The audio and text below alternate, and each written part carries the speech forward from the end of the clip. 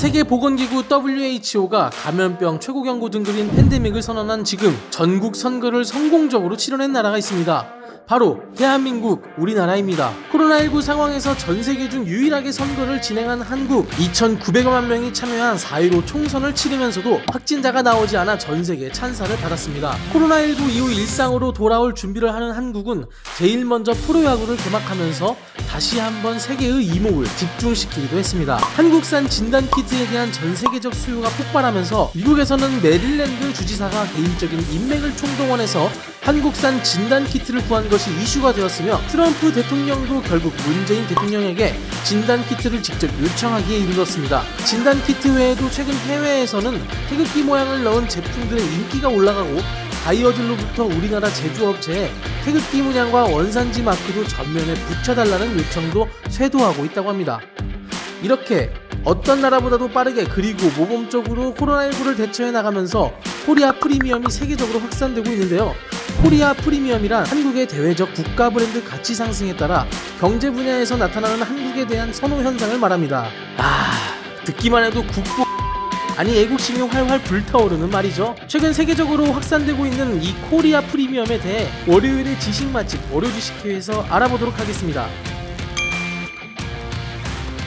코리아 프리미엄 현상의 확산은 세계 언론들의 한국에 대한 긍정적인 보도에 따른 것으로 보이는데요. 세계 언론들은 한국의 코로나 대처에 관해 촘촘한 의료 시스템, 높은 시민의식, 신속한 진단과 방역 등 다양한 한국의 모습들을 앞다퉈 보도했습니다. 문화체육관광부 해외문화홍보원에 따르면 지난 1월 20일부터 4월 28일까지 보도된 한국 기사 총 8,610건 중 65%인 5,579건이 방역에 관한 내용이었습니다. 외신 보도는 주로 한국의 방역 전략을 분석했는데요. 대대적인 검사, 진단과 추적, 마스크 착용 등 방역을 위해 취한 조치들 뿐만 아니라 한국 사회의 개방성, 투명성, 신속성, 혁신성 등을 방역 성과의 요인으로 꼽았습니다. 이처럼 긍정적인 기사들이 나오면서 BTS로 시작된 K-팝 열풍, 기생충으로 보여준 K-무비의 저력에 이어 K-방역이 새롭게 주목받고 있습니다. 미국과 유럽에 밀려 변방으로만 여겨지는 한국의 의료가 세계의 중심으로 떠오르고 있다는 것인데요. 특히 한국의 코로나19 진단키트의 빠른 생산과 기술력이 호평을 받으면서 한국산 진단키트는 코리아 프리미엄의 상징으로 여겨지고 있습니다. 한국의 진단기법은 국제표준 제정을 눈앞에 두고 있다고 합니다. 국제표준화기구 의료기기 기술위원회는 한국의 감염병 진단검사 절차와 방법을 국제표준안으로 승인했으며 오는 11월 최종 표결 절차만 남겨놓고 있다고 합니다. 정부의 설명에 따르면 통과가 확실하다고 하니 기대해볼만 하겠죠? 이제 세계의 어떤 감염병이 유행하더라도 전 세계가 한국의 방역 매뉴얼을 가져다 쓰게 된다니 정말 자랑스럽습니다. 세계는 장기화되는 코로나19 상황에서 한국인들의 차분한 일상에도 주목했는데요. 미국의 데일리 비스트는 다른 나라들과 달리 한국은 코로나19 대처에 성공을 거두는 중이라고 언급하면서 요인은 한국인들의 절제력과 사회 전체의 응집력 때문이라고 평가했습니다. 전문가들은 한국이 세계에서 유일하게 봉쇄 조치 없이 일상생활과 경제활동을 지속한 배경에는 촘촘한 통신 인프라에 있다고 평가합니다. 통신 인프라의 위력은 온라인 계약으로 알 수 있는데요. 코로나19 확산으로 초중 고교의 계약이 미뤄지자 세계 최초로 온라인 계약이 진행되었고, 지금은 540만 명에 이르는 학생이 큰 문제 없이 온라인 교육을 받고 있습니다. 이는 한국의 정보통신 기술이 있었기에 가능한 일이었습니다. 온라인 계약뿐만 아니라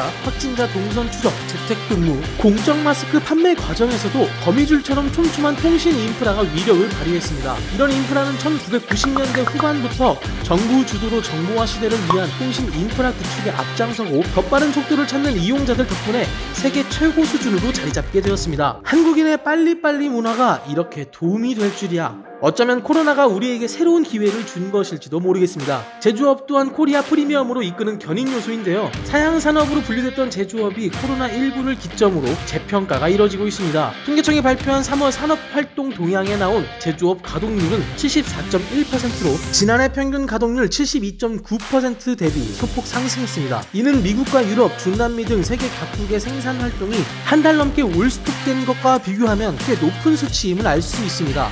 김용범 기획재정부 1차관은 지난달 11일 자신의 페이스북에 경제가 그나마 이 정도로 버티고 있는 것은 국가 경제에서 제조업체들이 기업들이 차지하는 비중이 높고 이들의 역량이 뛰어나기 때문이라고 말하였으며, 이어 수십만 제조회사와 종사자들에게 우리들의 숨은 영웅이라고 말해주고 싶다고 전했습니다. 많은 기업들이 글로벌 팬데믹 상황에서도 대규모 투자를 착착 진행하며 기회를 엿보고 있는데요. LG 디스플레이는 OLED TV 수요 폭발에 대비하고 있고, 삼성전자도 연말부터 D램 등 기술 경쟁력을 끌어올리는 데 집중하고 있습니다. 호세 무뇨스 현대차 글로벌 최고 운영 책임자는 코로나19가 종식되면 안정적으로 물량을 공급할 수 있는 현대차가 시장 점유율을 높이며 승자가 될 것이라고 말하기도 했습니다. 금융권에서도 포스트 코로나를 준비하고 있는데요. KB금융그룹 윤종규 회장은 비가 올 때 우산, 장비를 갖춘 충실한 사람들은 이에 정취를 즐길 수 있다고 강조하며, 코로나19로 고객의 소비 생활뿐만 아니라 금융 등 모든 영역에서 비대면이 가속화될 것이기 때문에 비대면을 강화해 포스트 코로나를 준비하겠다는 각오를 밝혔습니다. 오프라인 거래에 익숙했던 50, 60대 연령층의 고객들도 코로나19 사태로 비대면을 체험하게 됐고, 편리함을 경험해본 이상 다시 오프라인으로 돌아갈 가능성이 낮다고 예측한 것입니다. 이 같은 변화에 발맞춰 KB금융도 비대면 경쟁력을 한층 더 끌어올리겠다는 각오를 제시한 것으로 보입니다. 요즘 인터넷상에서 흔히 볼 수 있는 말이 있습니다. 알고 보니 우리나라가 제일 선진국이었다 라는 말입니다. 우리 기업, 아니 우리 국민들은 과거에도 위기를 기회로 만드는 역량을 발휘했습니다. 삼성전자는 1997년 외환위기를 기점으로 3조 원대에 불과하던 시가총액이 3년 만에 6배 이상으로 늘면서 글로벌 기업으로 발돋움했고, 현대자동차는 2008년 글로벌 금융위기에서 공격적인 마케팅으로 4.8%에 불과하던 미국 시장 점유율을 3년 만에 8.9%까지 끌어올렸습니다. 세계의 표준이자 모범 사례가 된 우리나라, 대한민국은 다른 나라에 비해 한 발 빨리 코로나19를 극복하면서 미래를 대비할 수 있는 여력이 생겼기 때문에 코리아 프리미엄은 한동안 지속될 것으로 보입니다. 코로나 이후를 잘 준비하여 세계에서 더욱 인정받는 우리나라 기업, 국민들의 활약을 기대합니다. 지금까지 월요주식회였습니다.